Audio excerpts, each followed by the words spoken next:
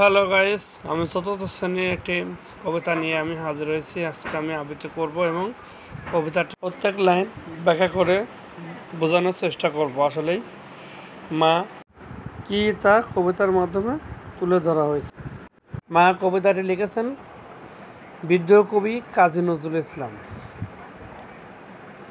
যেখানেতে দেখি যা মায়ের মতন আহা, একটি কথায় এত সুধা মেশা নাই, মায়ের মতন এত আদর সোয়াগ সে তো আর কোনোখানে কেউ পাইবে না ভাই। হেরিলে মায়ের মুখ দূরে যায় শব্দ, মায়ের কোলেতে শুয়ে জড়ায় পরাণ। মায়ের শীতল কোলে সকল যাতনা বলে, কত না সোয়াগে মাতা বুকটি ভরান। যখন জনম নিনু কত অসহায় ছিল, কাদা ছাড়া নাই জানিতাম কোনো কিছু। ওঠা বসা দূরে থাক, মুখে নাই ছিল বাক, চায়নি ফিরিতে শুধু মায়ের পিছু পিছু। পাঠশালা হতে সবে ঘরে ফিরে যাব সবে, কত না আদরে কোলে তুমি নেবে মাথা। খাবার ধরিয়া মুখে শুধাবেন কত সুখে, কত আজ লেখা হলো পড়া কত পাতা। পড়ালেখা ভালো হলে দেখেছে সে কত চলে, ঘরে ঘরে মা আমার কত নাম করে। বলে মোর খোকামণি হীরা মানিকের খুনি, এমনটি নাই কারো শুনে বুক ভরে। দিবানিশি ভাবনা কিসে কিলেশ পাবো না, কিসে সে মানুষ হবে বড় হবে কিসে। বুক ভরে ওঠে মায়ের ছেলেটি গর্বে তার, সব দুঃখ সুখ হয় মায়ের আশিসে। যেখানেতে দেখি যা মায়ের মতন একটি কথা এত সুধা মেশা নাই, মায়ের মতন এত আদর সোহাগ সে তো আর কোনোখানে কেউ পাবে না ভাই। এখানে বলছে আমি যা দেখি যা দেখি এবং মায়ের মতো অর্থাৎ মায়ের কথাবার্তা যে এত সুধা বা আদর সোহাগ বা মায়ের মমতা আছে তা অন্য কোনোখানে পাবে না। তার সোহাগ আদর যত্ন আর কোনোখানে পাবে না। হেরিলে মায়ের মুখ দূরে যায় শব্দ, অর্থাৎ মায়ের মুখ দেখলে সব দুঃখ কষ্ট দূর হয়ে যায়। মায়ের কোলেতে শুয়ে জোড়ায় পরাণ, মায়ের শীতল কোলে সকল যাতনা বলে, কত না সোহাগে মাথা বুকটি ভরা। অর্থাৎ বলছে মায়ের কোলে যদি আমি মাথা দিয়ে শুয়ে থাকি তাহলে সকল যন্ত্রণা এবং কষ্ট সব কি দূর হয়ে যায় এবং বুকটি ভরে যায়। যখন জন্ম নিনু কত অসহায় ছিল, কাদা ছাড়া নাই জানিতাম কোনো কিছু। অর্থাৎ জন্ম নেওয়ার সময় আমি খুবই অসহায় ছিলাম, কাদা ছাড়া কোনো কিছু করতে পারতাম না।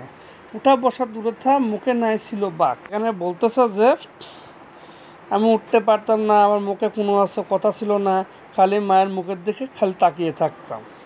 পাঠশালা হতে সবে ঘরে ফিরে যাব সবে, কত না আদরে কোলে তুমি নেবে মাথা। অর্থাৎ মায়ের কথা বলছে আমরা যখন পাঠশালা যাই, পাঠশালা থেকে দূরে যখন বাড়িতে আসি তখন মা কিন্তু আদর করে কোলে নেয়। আবার খাবার ধরিয়া মুখে শুধাবেন কত সুখে, কত আজ লেখা হলো পড়া কত পাতা। তারপর কি করে আসার পর খাওয়ায় এবং জিজ্ঞাসা করে আজ কত লেখা হইলি পড়া কত পাতা, সব জিজ্ঞাসা করে মা। এই খোঁজখবর নেওয়ার একজনের ব্যক্তি হলে সে হচ্ছে মা।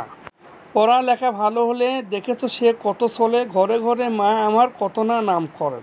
অর্থাৎ তিনি আমার যদি পড়া ভালো হয় ঘরে ঘরে সবার কাছে আমার কি করে প্রশংসা করে এবং গল্প করে, সবগুলো মা। বলে মোর খোকামণি হীরা মানিকের খনি, এমনটি নাই কারো শুনে বুক ভরে।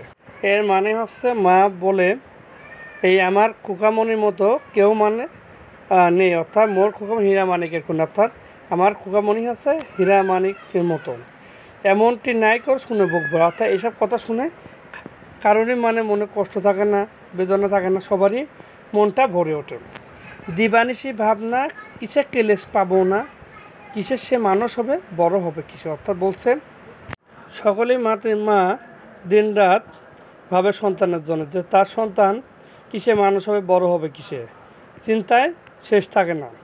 বুক ভরে ওঠে মার ছেলেটি গর্ভে তার, সব দুঃখ সুখ হয় মায়ের আশিস। অর্থাৎ মায়ের আশিসে মায়ের দুহায় সবার মার কি বুক ভরে ওঠে ছেলের গর্ভে।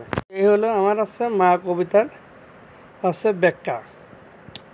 তাহলে আমরা বুঝতে পারলাম যে মা যখন ছেলের জন্ম থেকে বড় হওয়ার পর্যন্ত তার মার চিন্তা শেষ থাকে না।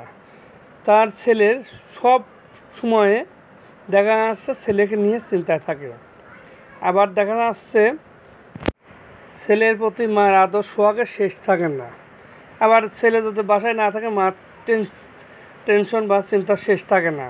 আবার মা কিন্তু সর্বপ্রথম টের পায় যদি ছেলে যদি বিপদে পড়ে। তাহলে দেখা যাচ্ছে যে এই মা কবিতাটি আমাদের বাস্তব জীবনে সত্যটাই তুলে ধরেছে, অর্থাৎ একটা শিশুর জন্ম থেকে বড় হওয়া পর্যন্ত। আমি আশা করি সবাই তোমাদের মায়ের সাথে ভালো ব্যবহার করবে এবং মাকে সম্মান করে মার কথা মতো মেনে চলবে। আর যাদের মা নেই তাদের জন্য দোয়া করি, তারা যেখানে থাকুক সবাই ভালো থাকুক। আর তাদের মায়ের মাগফিরাত কামনা করি এবং জান্নাতবাসী হোক সেই দোয়া করে।